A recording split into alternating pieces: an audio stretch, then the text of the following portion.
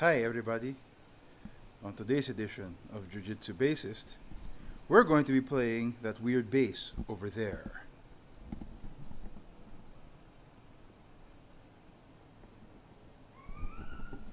That's a weird looking bass. Stay tuned.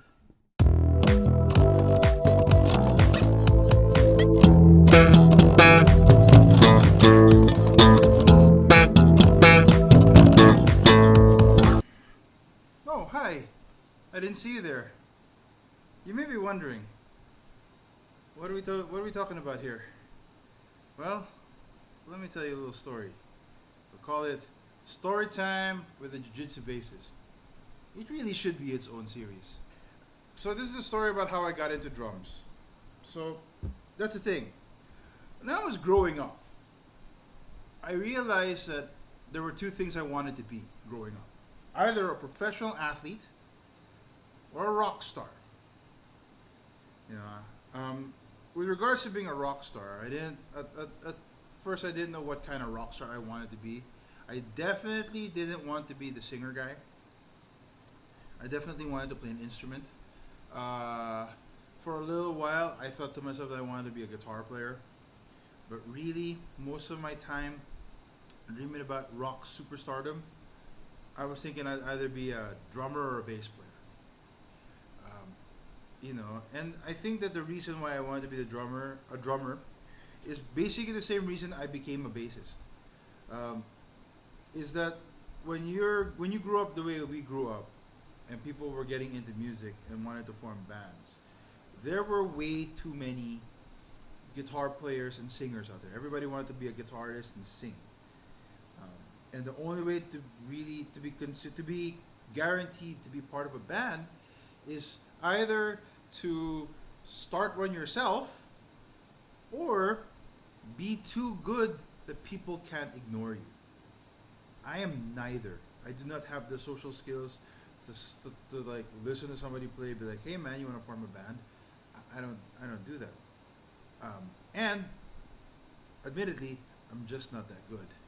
So I decided that I wanted to play drums. You thought I was going to say bass, didn't you? Well, I decided I wanted to play drums. The problem is, basically, drums are very difficult because, well, for obvious reasons, you can't just take your drums and go anywhere, right? The other thing is, I was a kid, so therefore I was living with my parents, and my parents do not support this because, one, drums are noisy. Two, drums are bulky. You know, where will we put your drums? Don't know. You know, we don't want that noise. Okay. And then that normally when you have a band and you're the drummer, you would host the jams. Yeah, more noise. Don't want that. And very small possibility that they don't want me to have drums. If I, for example, just in case I quit, and they'd be like, okay, you quit your drums. Where are we gonna put them now? What are we gonna do with them? So that's why they didn't want me to play drums. However, they were madly on board when I first bought my first bass. I don't think that they were 100% supportive. They never really are that much, I don't think. But it was better because I could play the bass as softly as I possibly can. I can practice all the time. Plus, I could take it anywhere I wanted. It's more easy to move around with it. And that's how I ended up becoming a bassist. And another thing I realized is that for as little as of the people I grew up with that became drummers or are drummers, there is a lot less bass players, and that my chances of getting asked to join a band was better if I played bass. But I picked up the bass, but I never quite fell out of love with the drums. You know, it's the stories, the sub stories that I could tell you about that is that, like, if I go to a friend's house and I found out that they have a drum kit, first things first, hey man, can I play with your drums? Or even in college, when my friends and I would get so bored during the weekends that we would go to Guitar Center in Nashua or Guitar Center in Boston, and I would spend like probably a couple minutes looking at the basses, playing with the bass for about when we'd spend like a couple hours there and do nothing. Spend like hours in the guitar center. I would spend the first like hour or so playing the bass, and then after that I would be like, "Yep, going to the drum section," and then I would be like, "Hey, Mister, can I play the drums?" You know. Then, I listen to Rush, so you never know. I would never fall out of love with drums. That being said,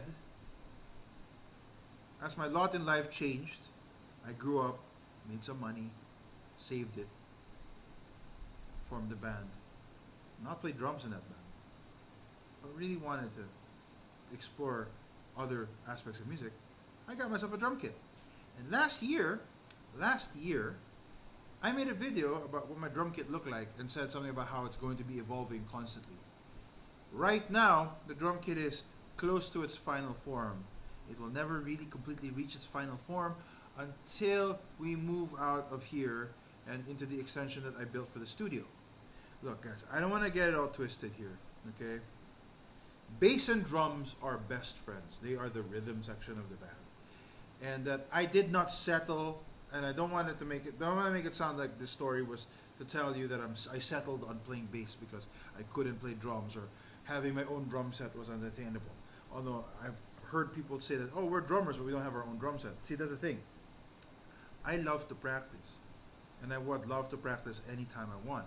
So it would be imperative, it would be very important for me to have my own drum kit because I practice when I want to practice. This is why bass is good for me because if I'm bored at home, I just pick up my bass and start practicing. Okay? I love bass and I love drums equally, and they are best friends. And knowing both is going to help me understand music better because as much as I want to say I'm a musician, I feel like my understanding would be completely different from other musicians if I was a drummer and a bass player. So I equally love both instruments, and even if it had gone the other way where I started off playing drums, I would have picked up a bass eventually. Drum tour of the final-ish form of my drum kit. Right now, here I am in the mess. This is the drum kit right here. I'm gonna take you on a little tour. But first and foremost, we just go do a little walk around. I have some extra stuff here from the older version of the kit, where I turned these old mounted toms into concert toms. I'm turning this guy into a floor tom with a snare on it. And now, I'll take you to behind the kit. Here we are behind the kit. I have my R-tom black holes, which I use so that I have quiet practice, and I also have some quiet cymbals, like my Zildjian L80 hi-hat, X-hat, hi-hat. I have a splash, a crash ride, a crash, and a ride cymbal, so that I can have very quiet practice. But I also have other cymbals that are not quiet, so we're going to walk through the drums. We are currently have a stick holder right here where I can put my stick, and I step on and down here I have a wood block that is purple, and you push it. Each drum here is a DW performance series, except for the snare, the 8-inch tom, and the 16-inch floor tom. This is a DW design series, I believe it is. It's a different series from everything else, but this is a performance series. This is also a performance series. This is also a performance series. So. I also have a Ludwig Speed King pedal. The snare and the big floor tom are Yamaha Stage Custom, which is one of the really good drums as well. So yeah, there's a few things that are still missing from the drum kit itself. Oh, I still have a splash tree right here. Although this one's the L80, but I have minor symbols that correspond to this. I have an 8, a 10, and a 6, I believe it was. So there's a few more things that I have yet to put in. First and foremost, I need a double pedal, which I got, which that's, you know. So in order for it to reach its final form, we're going to need a double pedal for that. And also, I'm looking to be mounting this guy here, right about where towards the end of where my big floor tom is. The idea there is that that's going to be a gong drum. For those of you in the know, that used to be the kick drum that I use, but now it's a gong drum. It's a 20-inch gong drum. So it's a very prog kit, and there are a bunch of other things I need to do. Like I need to add a little bit more things to the hardware, things to the structure, and there are a few more other things that I needed to add on to make it complete and it's into its final form. And we're gonna go, and I put it together just for this, and we're gonna take a look at it. Here we are. Oh, here we are at the couch. I have this long bar right here. I have 2 of them.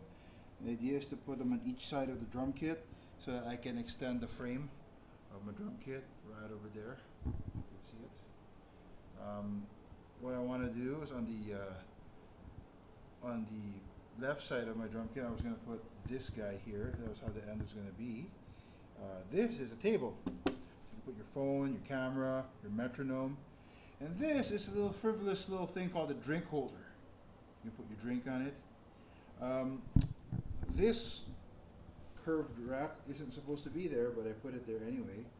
It's supposed to be on the other side, like what's going on over there in the bottom of my rack, but it's going to be on the other side. I just have to figure out how to put it. Also, the back post is going to be basically where I'm going to mount the gong drum. I have the mounting stuff right there. So yeah, now I'm going to be making so this is like almost the final form of my drum kit. Eventually I'm going to change back all the regular cymbals that I have in storage right now.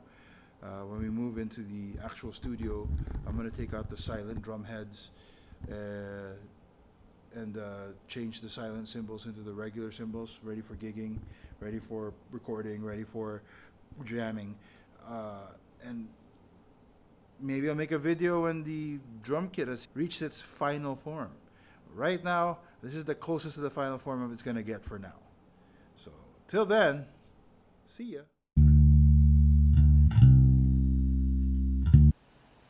So the first drum fill we're going to do is called the Pat Boon Debbie Boon.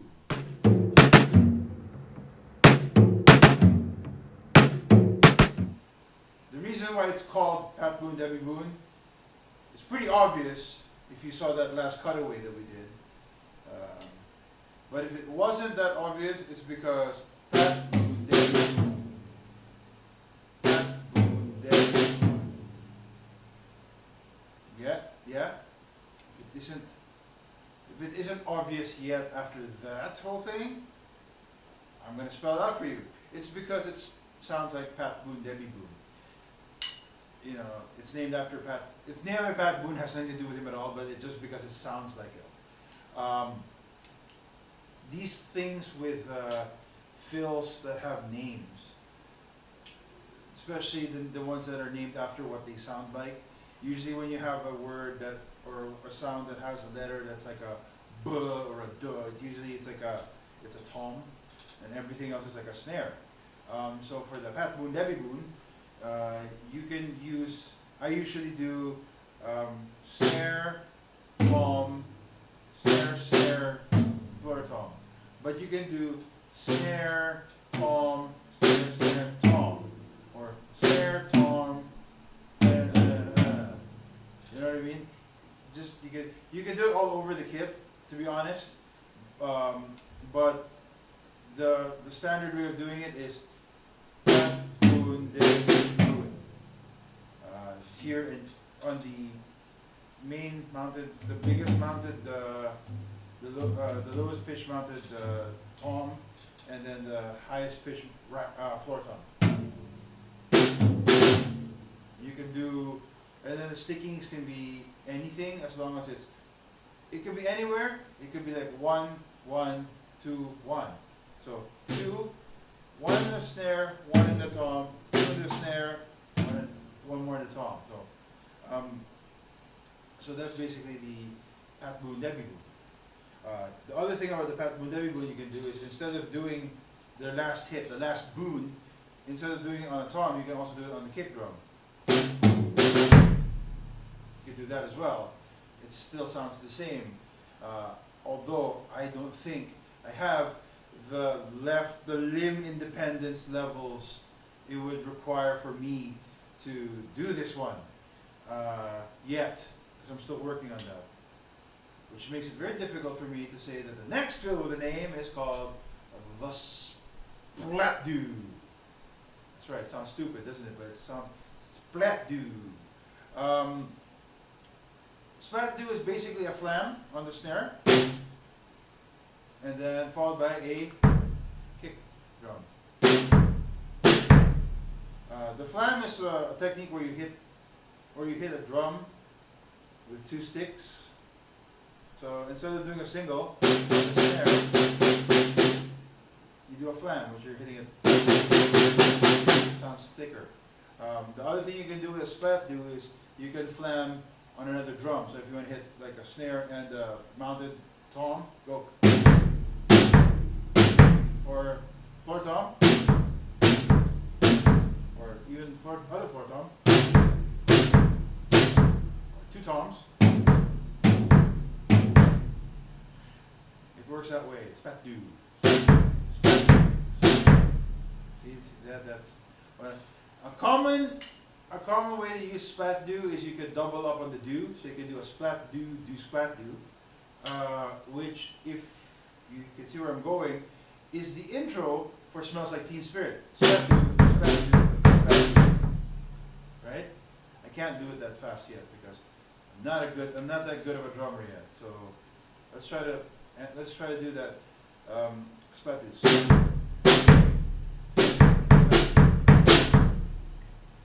That's a splat do. You can use it in the beginning before the groove, or you can use it in between bars in the groove. You can use it anywhere basically. It's a good way to do it. The next fill, I'm gonna do fill. This fill is called the Bludge. Bludge or Bludge or Bludge or whatever it's called. This is a very quick one. It's like a, you have to do it really fast. It's a little bit more. It's an advanced technique. So it's basically go. It's like a machine gun. You do two very quick. The simplest way I could see it is, I could explain it, is that you do 2 very quick single strokes on the snare, and then a very quick on a tom of your choice. But if you do it really fast, you're gonna miss sometimes. So you have to have a little bit of accuracy.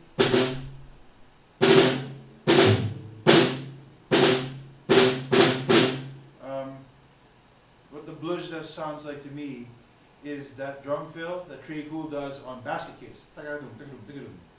That sounds like a Bludge.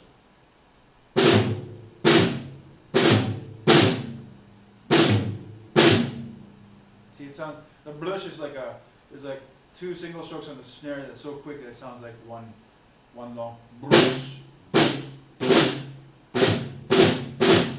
That's a Bludge though. The next fill that I like is called the Bucket O' Fish. This is a John Bonham, actually it's a John Bonham Led Zeppelin drum fill. It's called Bucket of Fish. Bucket of fish. So there's like a few ways to do it. I like to lead with my right hand on the snare. Snare, mounted tom, floor tom, kick drum. It sounds cooler when you play it faster. And then so it's Bucket O' Fish.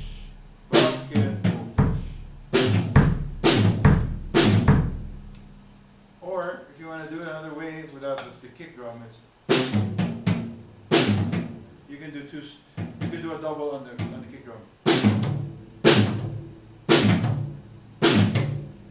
So it's like.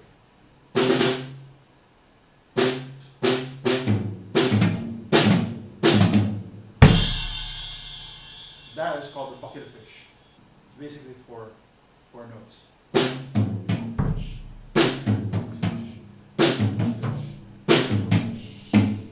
Bucket of fish. And finally, the last fill that I want to do is it's not just a fill. It's also a it can also be an intro.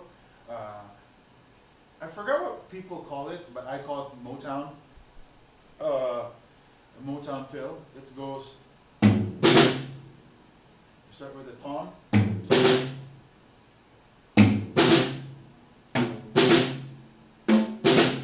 You do a mounted tom, and then two quick hits on the snare.